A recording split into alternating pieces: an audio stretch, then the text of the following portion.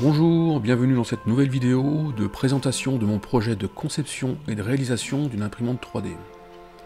Alors pour rappel, ce projet est un projet expérimental qui consiste d'une part à réutiliser le châssis et quelques pièces d'une ancienne imprimante, une AlphaWise U20, et d'autre part, ce projet a pour but de concevoir une imprimante mécaniquement fiable, par l'utilisation de rails linéaires par exemple, et totalement configurable par l'utilisation du firmware Merlin, que l'on peut compiler, recompiler selon ses besoins.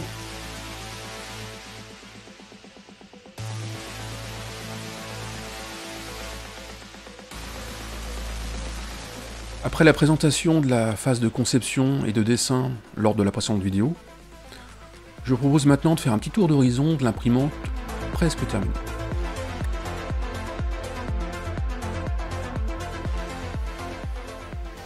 Pour commencer, voici le plateau, c'est un plateau de Creality CR10, 300 par 300, et donc on peut voir qu'il est monté sur deux rails linéaires.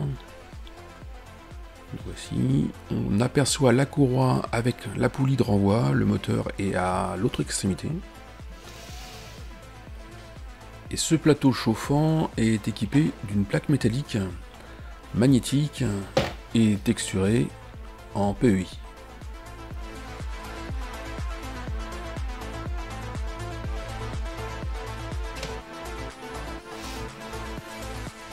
Ici on peut voir donc les deux rails linéaires du plateau, fixés sur le plateau aluminium qui supporte lui-même le plateau chauffant, les cylinder blocks en silicone, les molettes de réglage, voici un peu plus près, voici la molette. Vu par dessous, on trouve donc le moteur d'entraînement du plateau, la poulie de renvoi, la courroie de l'axe Y, ainsi que les 4 blocs de roulement, et enfin le fin de course de l'axe Y. De part et d'autre du châssis, on peut voir les deux moteurs des deux axes Z. Voici, ces moteurs sont donc fixés par deux petites équerres en impression 3D, les pièces jaunes. On peut voir aussi les tiges filetées des axes Z et les axes linéaires. La tête d'impression monte également sur deux rails linéaires. Voilà. Et le capteur de fin de course, donc de l'axe X, le capteur sur lequel la tête d'impression vient en butée.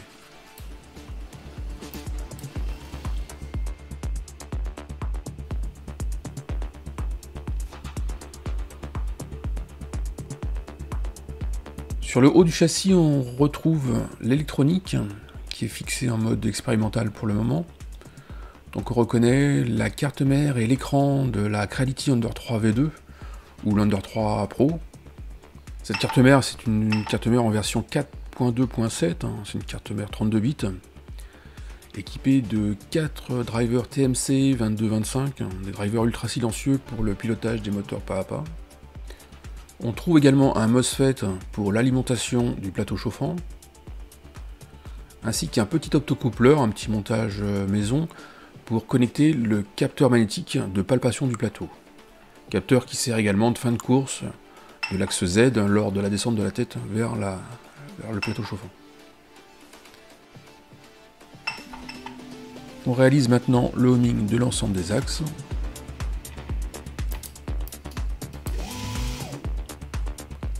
Donc la tête d'impression sur l'axe X et le plateau sur l'axe Y utilisent de simples switches en détection de fin de course. Et l'axe Z utilise le capteur inductif de la tête d'impression en fin de course.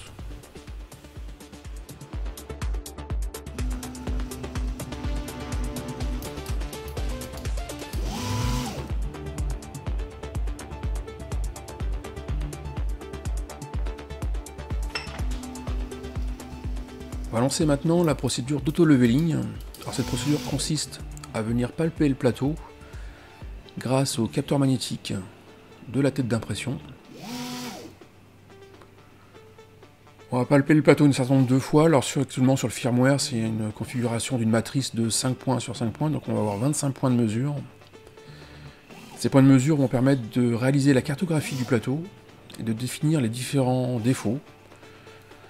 Cette cartographie sera ensuite enregistrée dans la mémoire de la carte mère et sera réutilisée lors des impressions pour éventuellement corriger les premières couches d'impression.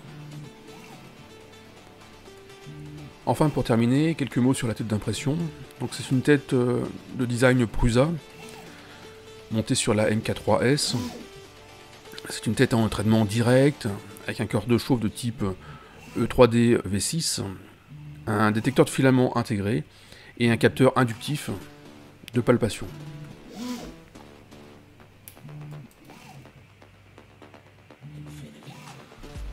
Voilà pour la présentation très rapide du projet. La suite dans une prochaine vidéo. Bye bye.